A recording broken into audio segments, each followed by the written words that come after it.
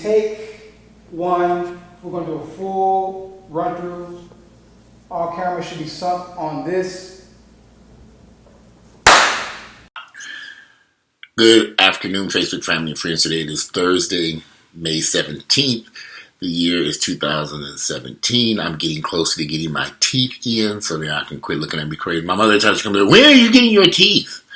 Mama, this didn't happen overnight. It cannot be fixed overnight. So we're working on that. I still got to get this thing resolved first. Get a tooth I ate. Anyway, so when you're doing all this surgery in your mouth, that stuff is not fun. I don't want to be sitting in these dentist office every other week while they chewing and clawing and drilling and all that shit. Hell, and I had to take a break for a couple of weeks too and come back and deal with them too. So I'm gonna start back on that start back on that. I was gonna postpone it to the end of the summer, but the way Mama went around acting, Mama, please, your teeth are gonna shift and they're gonna do this and that. Mama, we all aware of what these dentists have said. At the same time, I know these dentists said take your time and get this thing fixed because we didn't get this thing wrong a couple of times, and I don't have the money to keep running around dealing with teeth. It's not like I got $1 million to invest in some fake teeth.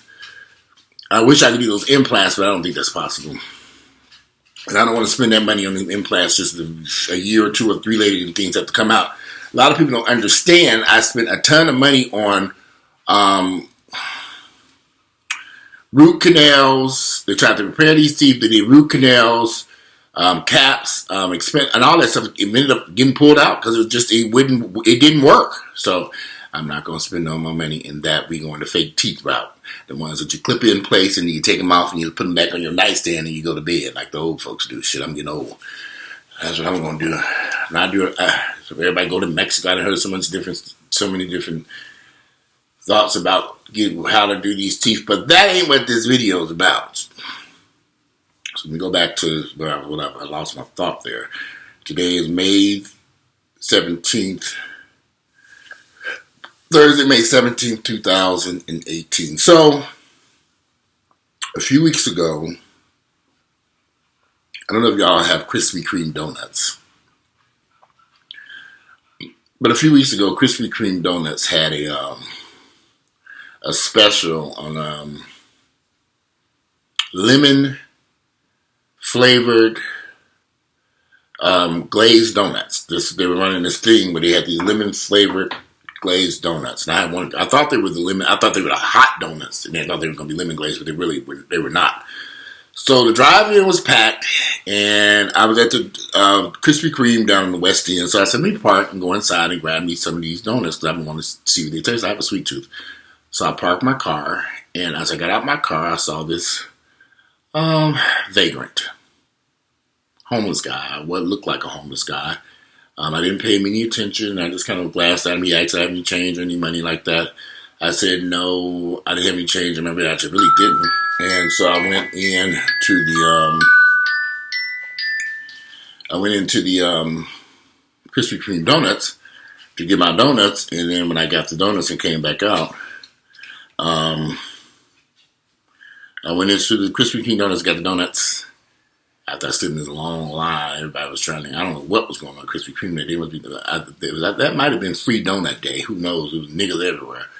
But when I came back out of the Krispy Kreme donuts and I was walking towards my car, I saw the guy again. I didn't pay him any attention. I was going towards my car, and the guy said, "Walter, you look great." I said, "Huh?" He said, "Walter, man, you really look good." Now, at this point, I'm like, okay, I'm turning around to look at this person. I'll be very honest with you, I didn't really look the guy in the face when I got the car the first time. So now I'm looking at this individual. And I'm looking, and the person is standing in front of me in these raggedy clothes and shoes a mess and hair looking crazy and dirty is somebody that I know from years ago. So I'm sitting there looking at him. And he remembered I don't want to say his name because I know he's had a lot of problems over the years. It was shocking to see this man that I've known now homeless, somebody who is college educated, at one point, one of the most attractive guys in Atlanta to me. Had a good job, an income, a home, and now here he was, standing in front of this Krispy Kreme donuts asking for money, begging for money. So I stood there for a few minutes talking to him, and I asked him, "Do you have a phone number?" And he didn't have a phone. I said, "Well, how can I get in touch with you?"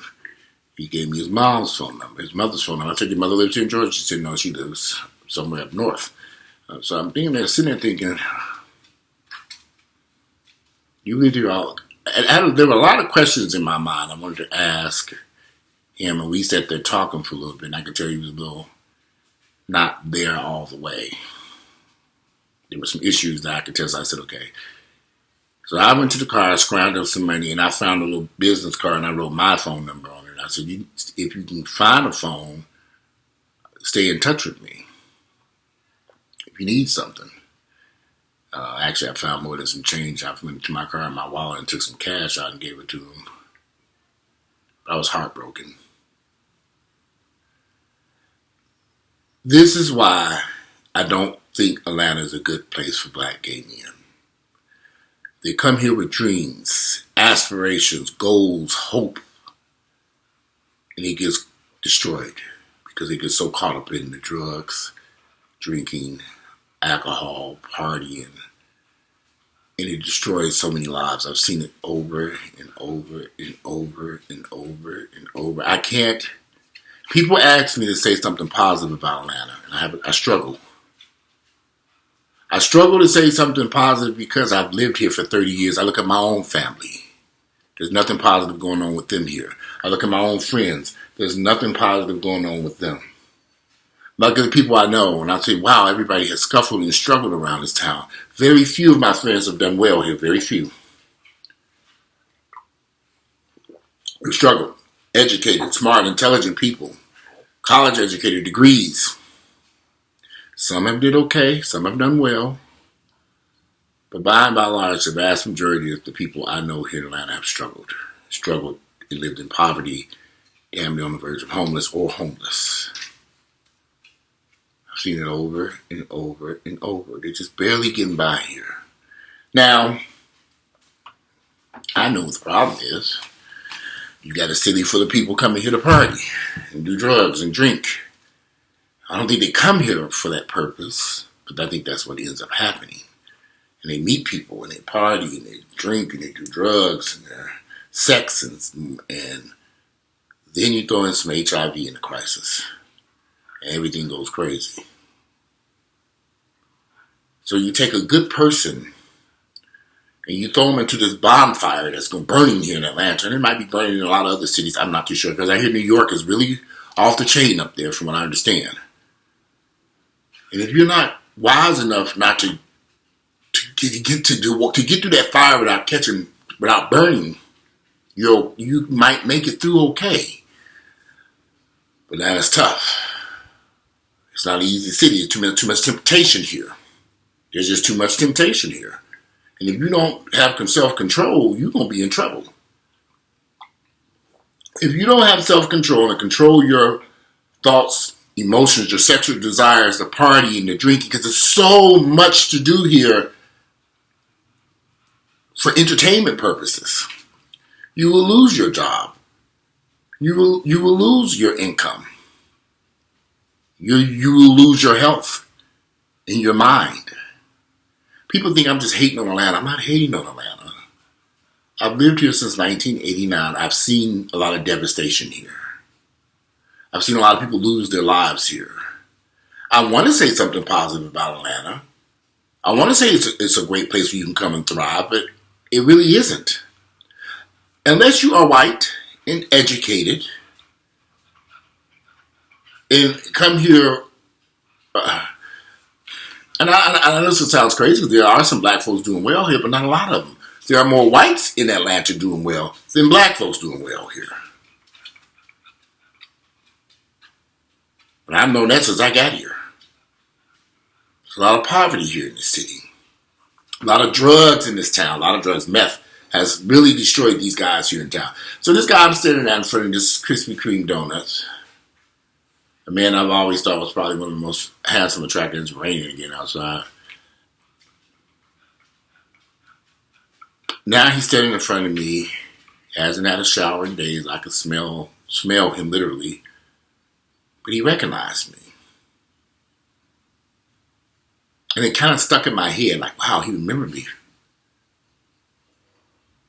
He's like, man, I remember them parties you used to have out on Stone Mountain. I was like, yeah, you were at every one of them.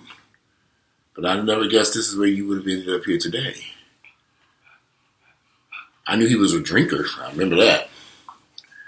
But this was someone I knew very well. This is not the first person I've met that I've known for a while who ended up in a situation like this. I just think that there's some things about Atlanta that I don't like. And I think guys who go to different cities without such a large gay population, without such a large black population, I think they can do better. If you got a club that's open, excuse me, I'm still belching and burping. I'm getting better. Them damn allergy meds knock my ass out over here. When you live in a city where there's, like I said, so much temptation, gay and straight, you got clubs open every night, parties every weekend, parties, sex everywhere, available at wherever you want it, with whomever you want it. There's so much temptation here that if you don't use self-control, or you don't have self-control, and you don't know when to say, okay, enough, let me go home and go get me some sleep, you'll pay a heavy price. I have friends who all kinds of disaster stuff has happened to. One friend lost his sight in a car accident, leaving a party way out at a friend of ours' house, way out in Ellenwood. On his way back into town, they had a wreck and the airbag exploded, and it caused something to happen where a few days later he lost his vision. They didn't catch it the day they took him to the emergency room, but something took place where days later, after that airbag exploded in his face, and he was rushed to the hospital, he ended up losing his vision behind this, leaving a party, drunk as a skunk.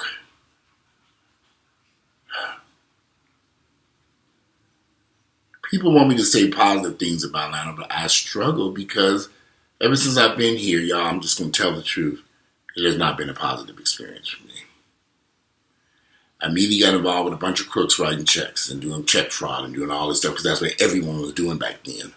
And now I understand that this fraud is now came back and raising form in this town and doing all kinds of stuff here again. I'm like, wow, they're back doing that shit again?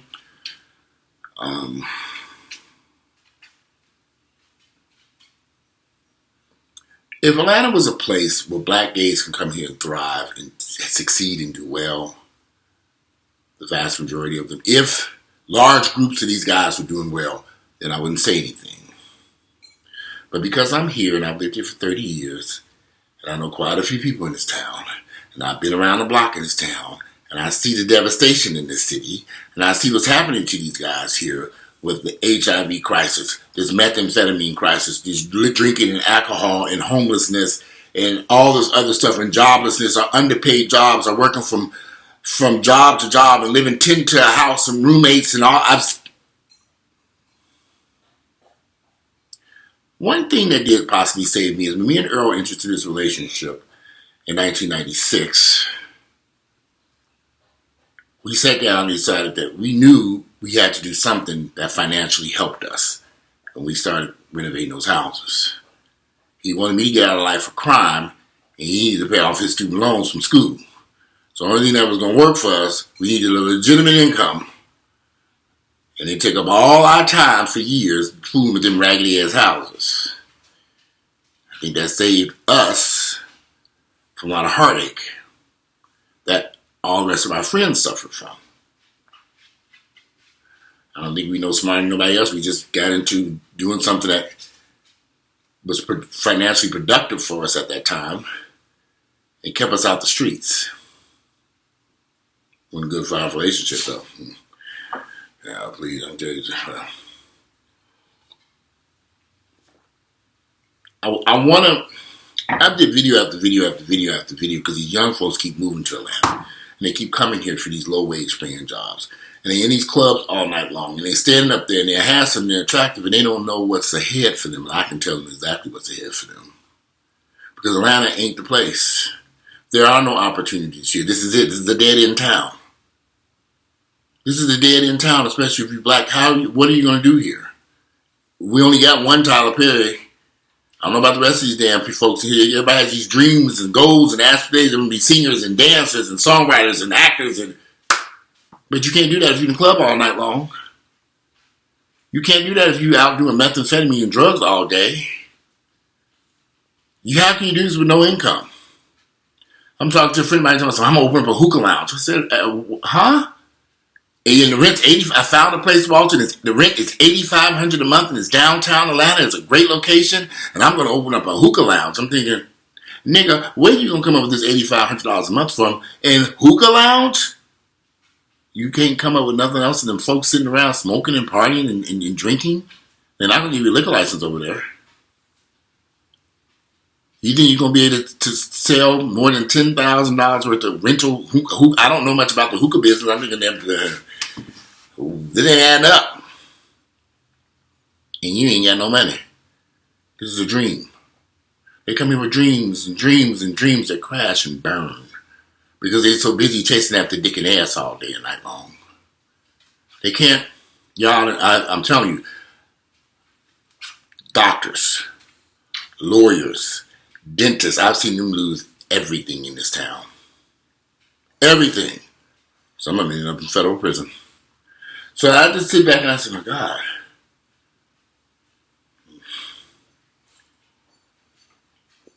It really ain't too much better for these straight black folks here. I said, look at them. And whenever you hear somebody say, love Atlanta, take the time to ask them, explain to me what you love about Atlanta, because I'm trying to understand. And they're going to tell you about the club and the party and the people and the sex and the women and the men and blah, blah, blah, blah. And then you say, okay, that's all. Is there anything else that you love about Atlanta? Do you have a good income here in Atlanta? How's your family life here in Atlanta? Do you own any real estate or property here in Atlanta? Do you have a thriving business here in Atlanta? No. You got all these club promoters. We barely even own, we don't have any really black-owned gay clubs or nightclubs or bars here. Only thing I knew was the Daiquiri Factory in Surf. I don't know anything else that anybody black and gay owns, bar or restaurant, a bar or nightclub. They tracks years ago when David Hampton owned that, but years ago. So where are the amazing opportunities here? Where are the folks that are thriving here? Where are all these people doing so wonderful here? Yeah, I'm here to tell you. There are some people who are doing okay, at least on the outside.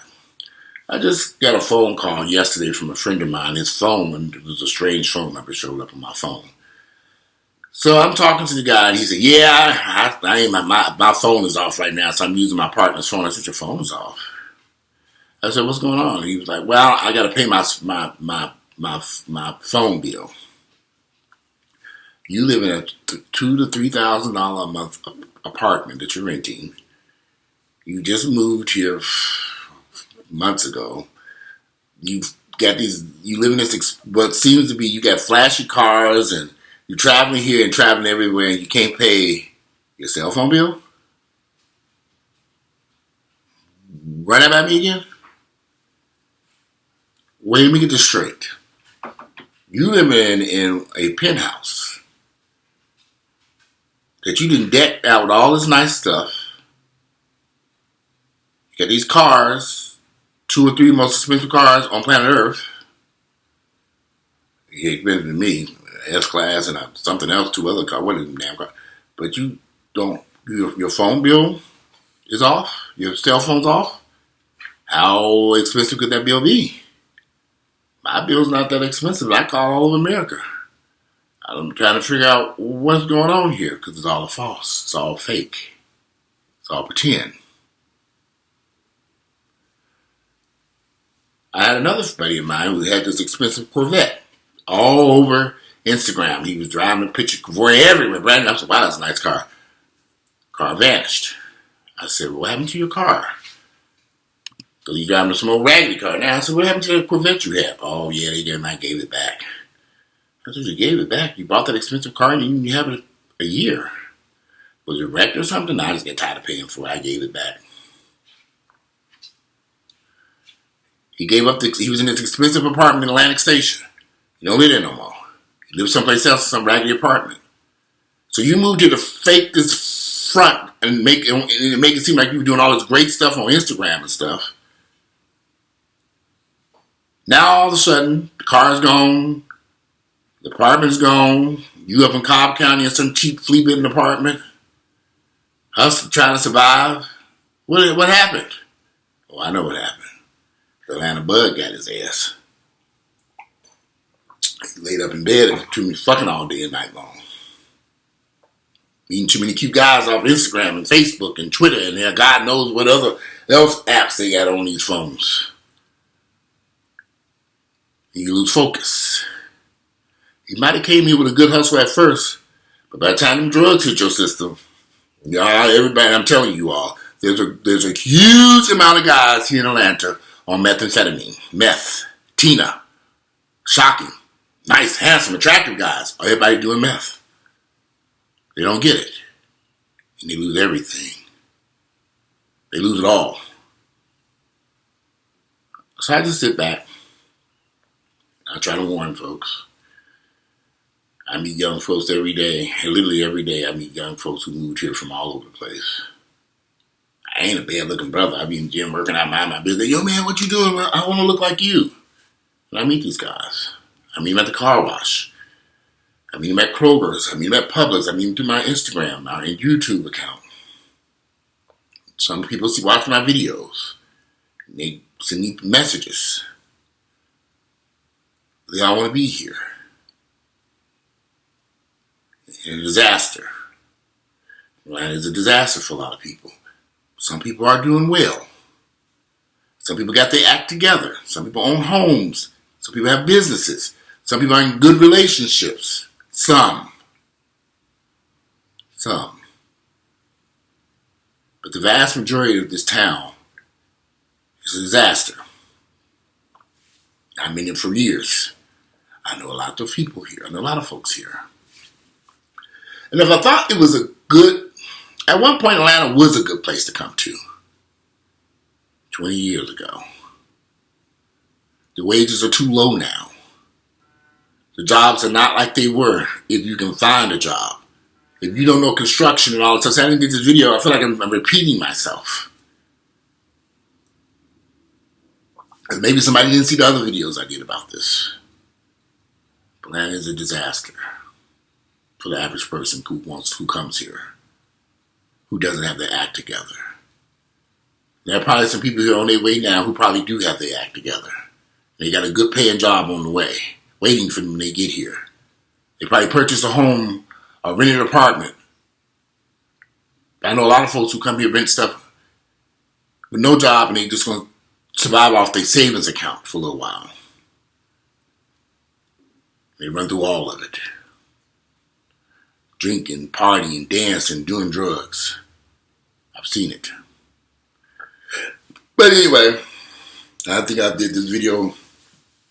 I've tackled this subject a couple different times.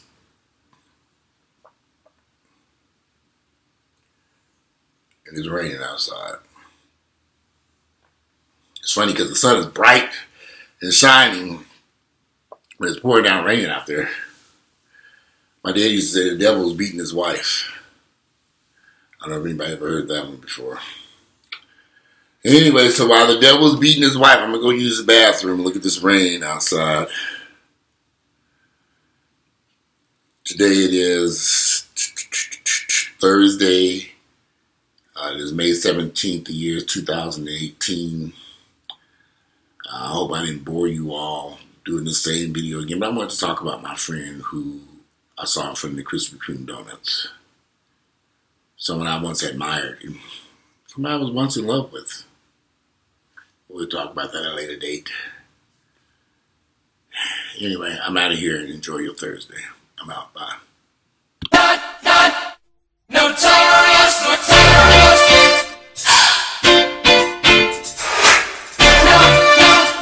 Notorious.